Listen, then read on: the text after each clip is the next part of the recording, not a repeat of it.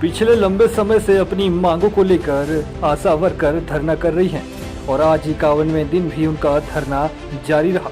उत्तराखंड जन एकता पार्टी के केंद्रीय अध्यक्ष व पूर्व मंत्री दिनेश धने ने आशा वर्करों को धरना स्थल पहुंचकर पूर्ण समर्थन देने की बात कही है और साथ ही धने ने कहा कि मैं सरकार से मांग करता हूं कि आशाओं की मांगें जल्द से जल्द पूरी की जाएं ताकि आशाओं का धरना खत्म हो सके और लोगों को आशाओं की सुविधा उपलब्ध हो सके। आशाओं के धरने पर जाने से लोगों को खासी दिक्कतों का सामना करना पड़ रहा है, इसलिए सरकार को प्राथमिकता के आधार पर आशाओं से मिलना चाहिए और उनकी मांगों पर अमल भी करना चाहिए।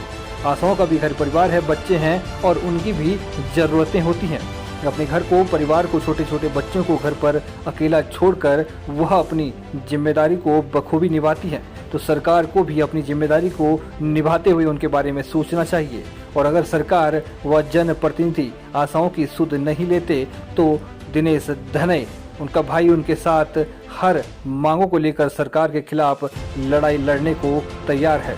वहीं आशा वर्कर की अध्यक्षा का कहना है कि सरकार उनको उनके कार्यों का मानदेय तय करे और जब तक यह मांग सरकार नहीं मान लेती तब तक वो पीछे नहीं हटेंगे। उन्होंने बताया कि वर्तमान विधायक साहब आशाओं को सम्मान देने की बात भी कर रहे हैं, लेकिन अभी तक विधायक हमारे बीच एक बार भी नहीं आए और ऐसे जनप्रतिनिधि का भी क्या फायदा जो अपनी जनता का हाल जानने तक न आ सके। आशाओं ने कहा कि इसका जवाब आने वाले चुनाव में दिया जाएगा। TNN Uttarakhand news. सरकार में था तब भी इनकी मांगों को समर्थन किया था और इनकी जो मांगे थी, मैं उस समय भी हमने भारत सरकार को भी जो इनका प्रस्ताव था आशा कार्यकर्ताओं का, वो हमने कैबिनेट से पास करा के भारत सरकार को भेजा था और इनका जो मानदेय था वो पिछली सरकार में ही बढ़ाया गया था। लेकिन इस समय जो जनप्रतिनिधि है वो इनको गुमराह कर रहे हैं, इनका मजाक उड़ा रहे हैं, कहीं कहीं एक पत्र देकर और केवल सस्ती लोकप्रियता हासिल करने के लिए आशा बहनों के साथ उनकी भावनाओं का खिलवाड़ कर रहे हैं, उनकी मांगों के साथ खिलवाड़ कर रहे हैं।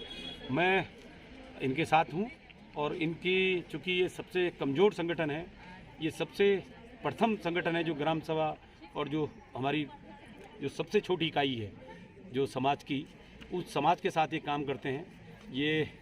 और इन्होंने जिस ढंग से इस कोरोना काल में भी जो अंतिम व्यक्ति के साथ जिस ढंग से इन्होंने सहयोग किया, जिस ढंग से उनकी मदद की, चाहे वो कोरोना काल हो या कोई दूसरा काल हो, ये हर समय सेवा भाव से काम करते हैं और बहुत ही मेहनत से काम करते हैं। तो इनके साथ भी राजनीतिक दृष्टिकोण से नहीं बल्कि एक मानवीय पहलू से भी इनके साथ इनकी समस्याओं का समाधान करना चाहिए।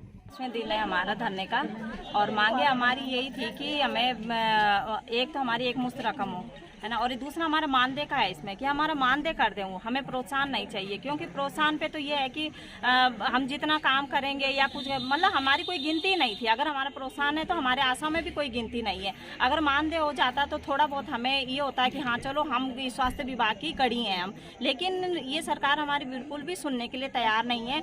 हमारी आशा बहनें सब बहुत परेशान हो चुकी हैं हम, लेकिन फिर भी हम पीछे हटने के लिए भी नहीं, हम अपना धरना तब तक नहीं खत्म करेंगे जब तक हमारी मांगों पर शासन आदेश की मोहर, कैबिनेट की मोहर नहीं लग जाती है। वर्तमान विधायक से भी बात रखी, हालांकि वो हमारे विधायक जी तो आ सकते हैं हमारे समर्थन देने के लिए, एक दिन तो आते हुए हमारा समर्थन देने के लिए, ज्यादा उन्हें हो सकता है टाइम ना हो, है ना। आजकल चुनाव प्रचार में भी लगे हुए होंगे, अपनी छवि बनाने में भी लग रखे होंगे, है ना। और सम्मान, किस तरह का सम्मान दे रहे हैं, हमें एक पर्स देके सम्मानित करा जा रहा है। उन्हें पता नहीं है कि आशा बहनों की जरूरत इस समय क्या है, इस समय आशा बहनें किस चीज के लिए धरने पर बैठी हुई है ना। और ज्यादा सम्मान वो बाद में दें हमें, है ना। जब ये हमारा धरना खत्म हो जाएगा तो उसके बाद तो हम ये सोचे कि चलो विधायक जी हमें हमारे काम के लिए सम्मान दे रहे हैं। अभी हमें पता नहीं है कि वो किस तरह का सम्मान हमें देने जा रहे हैं। कैसे जनप्रतिनिधि जी हैं जो हमारे बीच, आशा बहनों के बीच, है ना, आशा बहनों के बीच हम आ नहीं पा रहे हैं। इतना टाइम भी नहीं है उन्हें कि हम आशा बहनों की बात जाके सुने, सामने सुने, है ना। जवाब कैसे देंगे आप? जवाब तो अब अगले चुनाव में देखेंगे, अगले जो आएगा उनका टाइम आएगा। टाइम सबका आता है, वो चाहे कोई भी हो, प्रतिनिधि हो चाहे कोई हो, टाइम सबका आता है, जवाब उन्हें उस समय मिल जाएगा। यही होगा हमारा कि उग्र आंदोलन होगा और उसके बाद जो हमारी प्रांत अध्यक्ष नीचे से निर्देशित करेंगी वैसा ही हम करेंगे, क्योंकि अब सांकेतिक तो बिल्कुल नहीं हो सकता है। उसके बाद हमें ये है कि प्रांत अध्यक्ष के निर्देशानुसार ही हम अपने धरने को आगे बढ़ाएंगे। सही है लेकिन सरकार को भी पहल करनी चाहिए, सरकार को भी बैठ के आपसे बात करनी चाहिए। और अगर सरकार नहीं करती तो आने वाली सरकार अगर आएगी तो सरकार में रहने का